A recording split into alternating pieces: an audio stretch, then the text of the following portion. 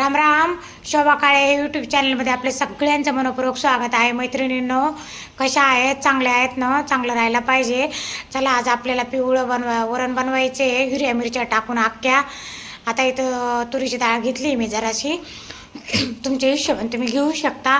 आणि तुरीची डाळ काय करायची मैत्रिणींनो, गरम पाणी करून गरम पाण्यात चांगली धुवून घ्यायची. गार पाण्यात धुवायची नाही. गार पाण्यात डाळ धुतली का वातरड्यावणी होती जराशी. तर आता मी गरम पाण्यात धुवून घेतली चांगली स्वच्छ.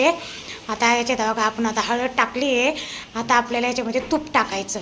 तूप टाकलं थोडं, चांगली शिजती आणि छान पण लागते, चवदार लागते खायला. आता आपण याच्यातनं झालं, आपलं वरण शिजून झालं आहे चांगलं. असं आता आपल्याला घोटून घ्यायचं, मस्त हाटून घ्यायचं, चवदार लागतं असं वरण करायचं. एक तुरीची डाळ अनेक वरणाचे प्रकार होते त्याच्यामध्ये.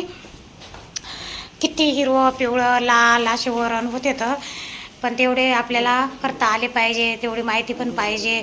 आता आपण वरण घोटून घेतलं, हाटून घेतलं. आता लसूण आणि कोथिंबीर कुटून घेतली आपण, मोहरी टाकली, जिरे टाकले. असं वरण करून बघा मैत्रिणी, खूप चांगलं लागतं, इतकं चवदार लागतं. आता आपण लसूण टाकला, लसूण छान मस्त लाल होऊ द्यायचा आणि तेल चांगलं गरम होऊ द्यायचं.